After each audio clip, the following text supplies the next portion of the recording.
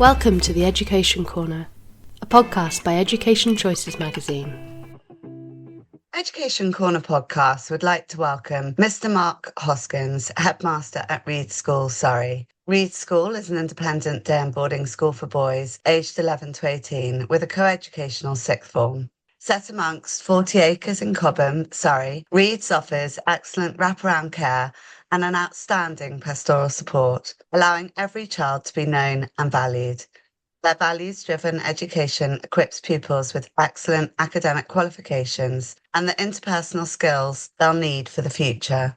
It ensures that when they leave, they will possess a strong moral compass and a desire to go into the world and improve it. Mr. Mark Hoskins has been headmaster at Reed School since 2014 and has previously worked at the Royal Grammar School in Guildford and many other schools. Firstly, it's such a pleasure to have you on our podcast. Thank you, Chloe. Would you like to tell us more about your background and how you came to be headmaster at Reed School?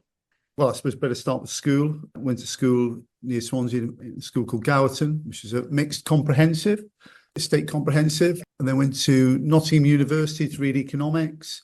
My first proper job was as an economist in Sheffield for the Department of Employment. Did that for about a year, and then did my teaching PGCE, and then got a job at Rosebery School in Epsom. It's a lovely school, not too far away from where I am now. Then I went to Wilson School, which is a state selective grammar school, as head of economics. Then I went to Whitgift School as head of economics, and then head of middle school. Then to the RGS Guildford as deputy head, and then to Reeds. So all within a sort of few miles, each school of one another. So I've been very lucky. I've worked at 5 brilliant schools. Very much so. And Reed School, you pride yourself on the power of your values-driven education. Could you tell us more about your core values and how they're embedded in school life? Yes, of course. I mean, everybody seems to have values now. But when we first looked at this, when I became head in 2014, what we were trying to do is to distill the values that I think Andrew Reed, our founder, would have been proud of. And we might get on to Andrew Reed a little bit later. So we try to distill what makes for a good character, what would be the sort of values that he would have approved of. And hence, that took quite a bit of thinking about. We consulted parents, governors, staff, pupils, and that led us to our 6 core values of integrity, independence, curiosity, compassion, resilience, and responsibility. So if we can embed those ideas in our pupils, by the time they leave the school, then I think we're sending out well-rounded people, as we said in the introduction, with a strong moral compass who will want to do good things. So I think that's important. And could you tell us about, in fact, we featured it in the last edition of the magazine, about some parts of your admissions process, but could you tell us about the admissions process, I suppose particularly looking at 11 plus, and what you're looking for in prospective pupils?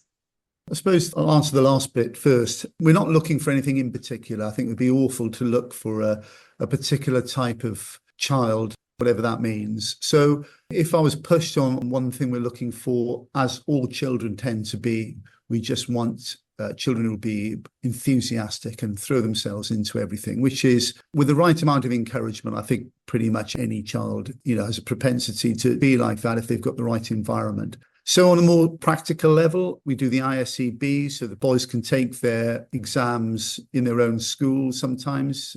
Certainly if they're in the independent sector, they can. If not, they can come into Reeds and do it online with us. And then in January, we have a couple of days where we interview all the pupils individually. So everybody's interviewed for about 10 minutes, and we're not asking them to solve world peace or anything like that. We just want to know a little bit more about them, what they're interested in, books they're reading, what sports they're doing, what music they're interested in, that sort of thing.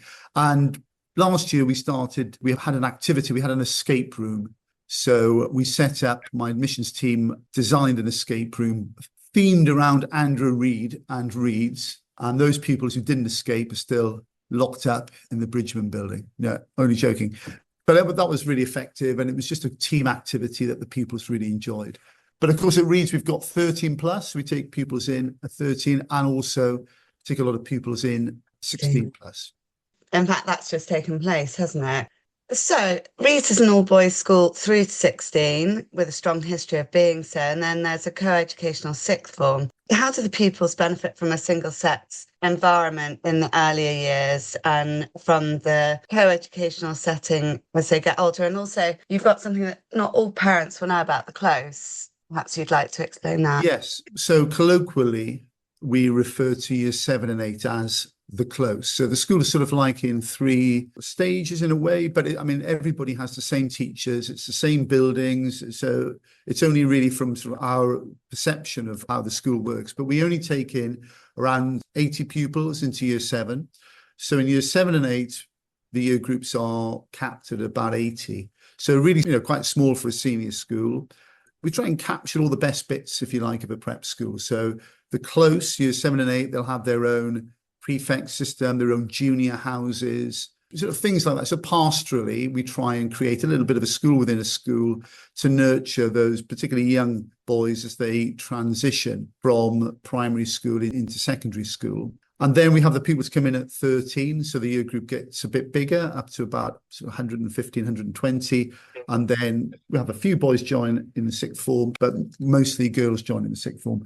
But in answer to your question, what's the benefits of that 11 to 16 all boys?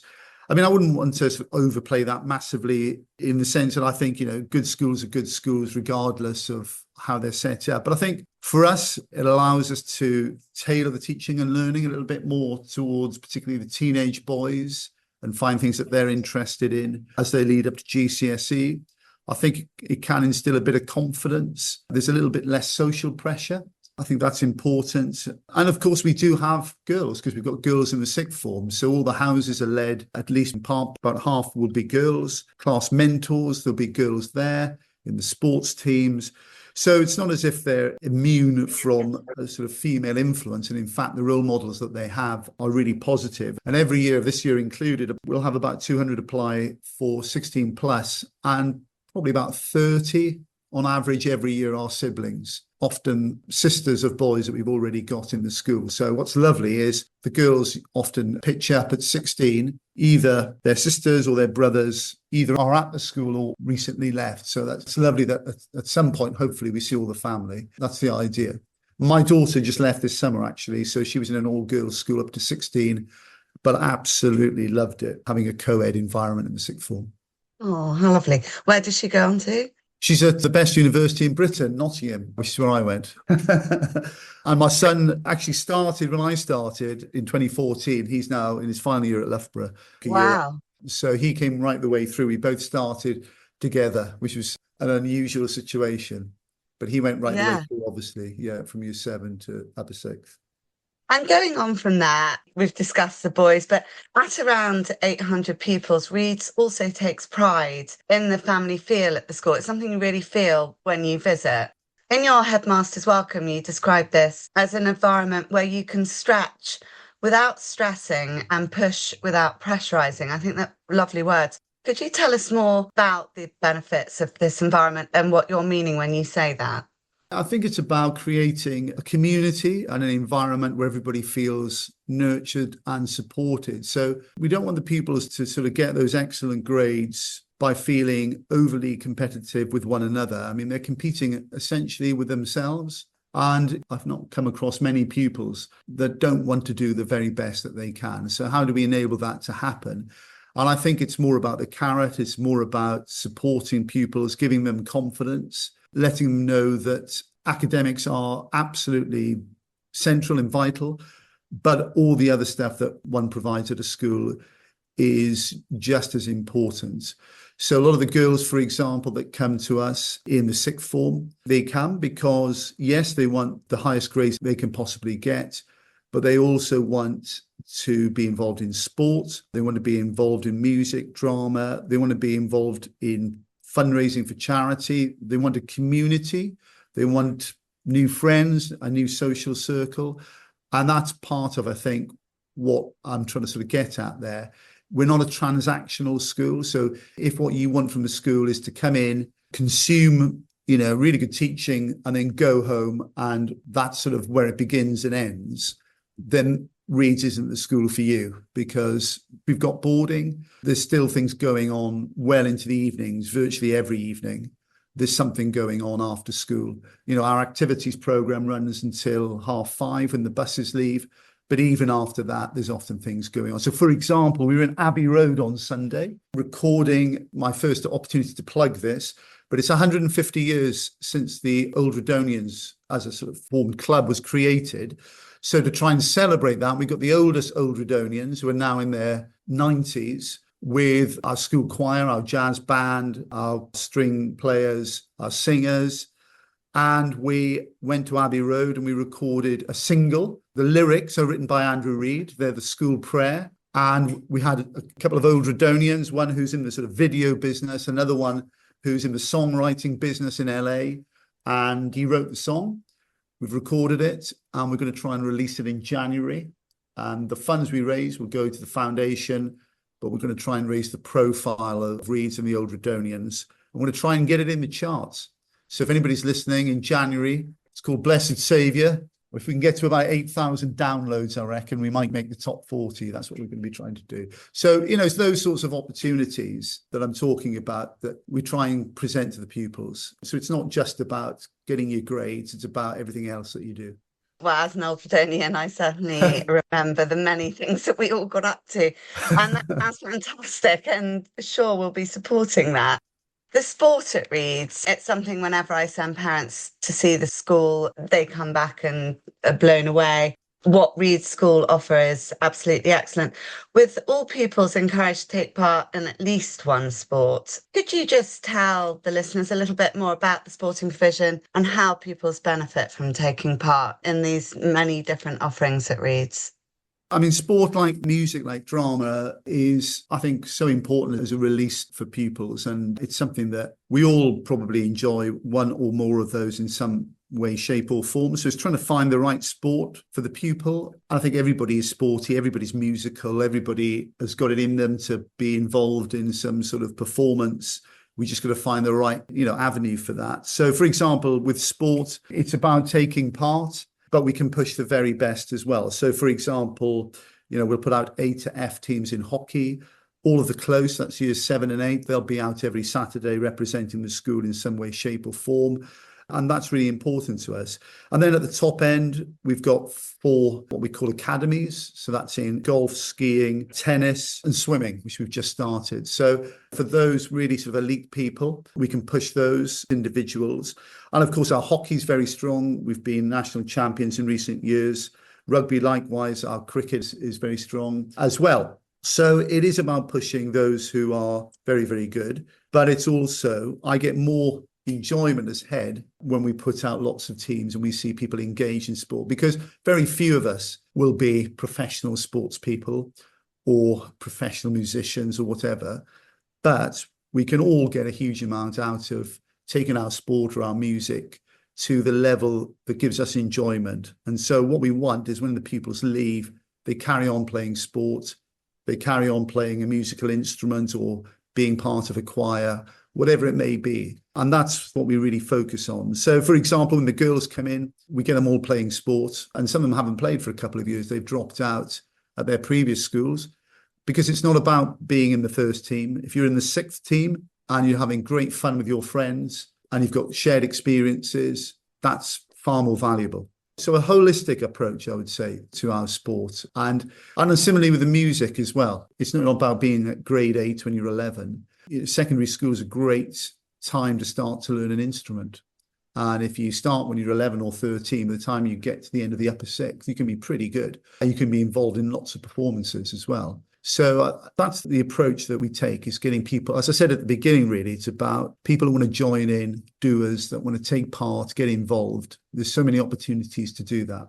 Very much so. There really is. Reeds has a rich history dating back to 1813. Could you tell us more about the foundation of the school? You've just mentioned your 125 years in Abbey Road and Reverend Dr. Andrew Reid. Andrew Reid was a pretty incredible individual. He wasn't particularly wealthy, but he was certainly a brilliant orator and pretty influential character. So Queen Victoria was a big fan. Her father was also one of the first people to really engage with what Andrew Reid was doing. And what he saw in the early 19th century was poverty all around him and wanted to try and do something about it. So rather than start an orphanage, he wanted to start a school for orphans, which is quite a big difference. And that's what he did. And so in 1813, the London Orphan Asylum was started, and that is now Reid School. It's gone through a number of different names and locations, but we've been in Cobham since 1946. Up until the 1950s, every pupil that attended the school had lost either one or both parents. And in the 1950s, trying to get the sponsorship to make it a school that everyone had a bursary was too difficult. He started 3 schools. 2 of those schools sold the assets and they became charities to fund pupils to go to other boarding schools. But Reid's remained as a school. And the way that we did that was taking on fee-paying pupils. And that started in the late 1950s. And to this day, around 10% of our pupils are foundation pupils. And the criteria being obviously financial, but also that there's a vulnerability, particularly that they've lost the support of one or both parents. And we're very proud of that history. It's still maintained to this day. We don't identify, obviously, individual pupils in any way unless they want to talk about it. But we talk about Andrew Reid a lot, and we talk about the foundation a lot. And I would say it's the thread that sort of weaves its way through the history of the school from 1813 to the present day. I mean, even up to the fact that I mentioned the song at Abbey Road, the credits will say Reid Nichol because he wrote the lyrics. So we're still honouring the prayer that he wrote back in the early 19th century. But a real trailblazer. And for parents listening, if they're ever driving down the A3, just as they get into Wandsworth, on the right-hand side, there's a huge hospital called the Royal Hospital for Neurodisability. And Andrew Reid founded that as well as the Royal Hospital for Incurables back in the 1840s, I think it was. So a rich history. And there's another charity now called Springboard, which merged with the Royal Children's Foundation. So it's now the Royal National Children's Springboard Foundation. Yeah. But rewind that, and that was the Infant Orphan Asylum, which was founded in 1827, which then became Wanstead School. Because Andrew Reid was quite a cantankerous character, I don't think he ever set foot in the Infant Orphan Asylum because he wanted to offer bursaries to pupils who were younger than 7. And the governors at the London Orphan Asylum didn't want to do that. So he founded another school. And the story is that he was in the carriage outside the school in tears because he'd fallen out with the governors at the new school that he'd helped fund. So he never set foot in it. So it's an interesting character. Yeah.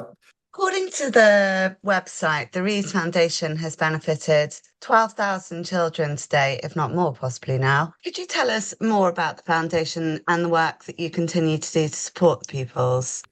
I've got a wonderful foundation office, and they're tasked with raising up to 2 million a year, every year, to try and support bursaries. We work with other charities. We have an event in the Grocers Hall in London that's been going every year since 1815. I think it's the longest running event of its type.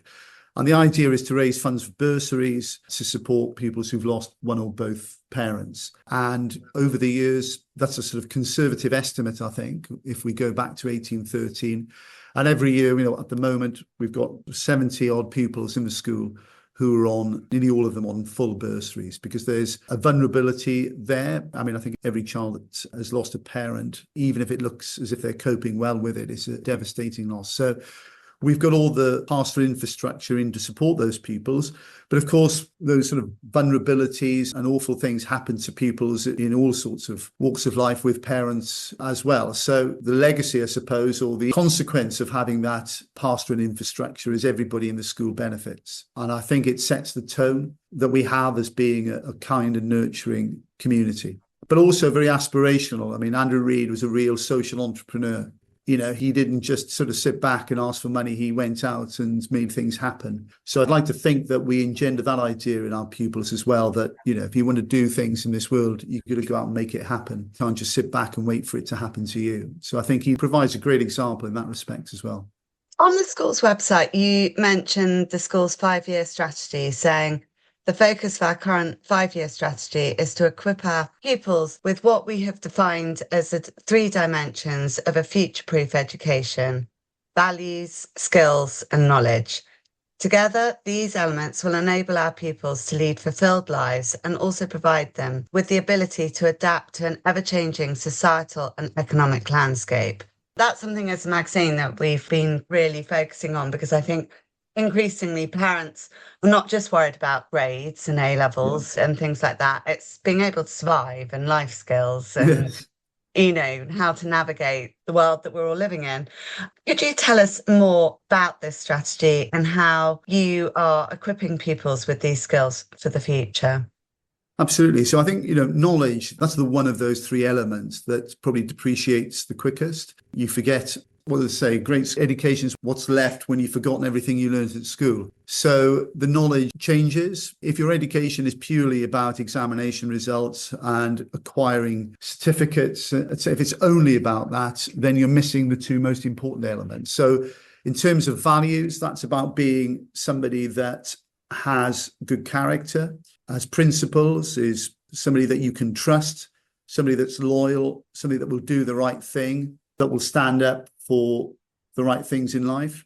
So shaping character is vital. And I think a lot of the things that we do outside the classroom, trips, sport, music, drama, DofE, CCF, all those things help to shape one's character, because you're working with people a lot in all of those environments, as you do in the classroom.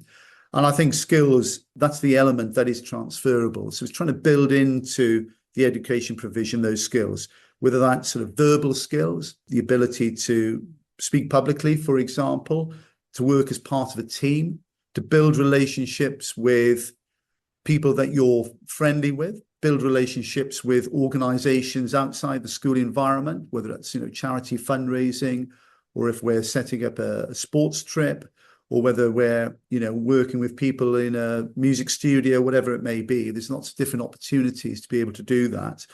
So trying to harness those life skills whilst at school, I think will help all our pupils when they leave. And when you meet the old Redonians, as I do, they come back, as you know, Chloe, on a regular basis. I think we do see that. They go into all sorts of different walks of life. I think the school sets them extremely well in those sort of three facets. And often they're doing something completely different from when they started out, and life takes them in different directions. But hopefully we give them the tools by which they can be flexible, they can respond to those opportunities and feel comfortable in whatever environment they find themselves in. So, for example, only because it's fresh in my mind, a few of our ORs came back for our Abbey Road visit on Sunday. 2 professional rugby players there, but one of whom was all set to be an engineer. No real interest in being a professional rugby player when he went to school. He's our head boy 4 years ago, Paul Brown, and all set to be, I was working in an investment bank, actually. And then one thing led to another, and the opportunity came up because he was doing so well in his university team. Oh, okay, I'll be a professional rugby player for a few years, and then I'll probably go back into investment banking and make loads of money in the future. And then one of our girls was back who left 5 years ago. She had to leave because she had a bit of work to do. She's just signed a contract writing music. She's signed to a record company, basically. She's going to be a songwriter. And again, it's brilliant to see young people with that flexibility to just take these opportunities in their stride. And I could give loads more examples. We have 5-year reunions. We had one only a couple of weeks ago. And to find out what everybody's doing 5 years down the line is just incredible. And the old Redonian community, as you know, is a very tight one. And they like to help one another. And I think that's a huge feature of the school as well. We keep in touch with our ORs once they've left. When they're at university, we ask them how things are going. We ask them what we did at school that helped them the most. And interestingly enough, the one thing they say every year is the enthusiasm and dedication of the teachers. That's always number one. What's the thing that helped you the most? And that's the one thing that they say. Well, and even more incredibly, because I then went on to send my son there, is that the teachers are still there. Yeah, exactly. That's quite breathtaking. Just finally, Mark, and it's been absolutely lovely hearing so much about Reeds, but what are your plans and hopes? I'm sure you've got some for the future for Reeds School. Well, it would be nice to have a couple of years where we didn't have VAT on school fees, and I know parents would certainly agree with that, or COVID, or some other shock that we weren't expecting. So it would be nice to have a couple of sort of calm years. Our exam results have been fantastic, and our value added has been tremendous. as well. And we're very, very pleased with that and the trajectory that we've shown over the last X number of years. So to keep that going, I think for us, it's always about not being satisfied and what tweaks, what improvements can we make year on year. I don't think there's anything huge. Otherwise, I'd have done it. You know, I've been here now, it's my 11th year, but there's always room for improvement in every aspect of school life. So the 5-year plan that we've got on our website sort of details at a sort of high level some of those aspirations. And for example, higher education, we've got a lot more resource now in degree apprenticeships to advise pupils. We've got pupils going off to American universities. We always have had a steady stream, but we're also sending pupils now this year, and we have in previous years, to Japan, to Europe, to Australia, Canada. So that's a route that lots of parents and pupils are interested in. So just making sure that the advice that we give and the destinations that pupils go to, we're enabling all those opportunities to take place, whether that be a music school, drama school, whether it's some sort of sports avenue that pupils wish to go down. We've put a lot of resource into that in recent years, and that's worked extremely well, because it's one thing getting your brilliant academic results, but where does that take you? Do you understand what pathways and opportunities are open to you? And if you don't, then there's potentially an opportunity missed that you'll find out about in your late 20s or early 30s. Wow, I could have done that. I didn't ever know about that. Nobody told me. So we're trying to make sure that we provide all that information for our young people and our parents, because there are huge opportunities out there, but they're not always easy to find. Sounds amazing. And I think I'm due to be seeing everyone next Friday, so I'm very much looking forward to it. Brilliant. Thank you very much for inviting me on.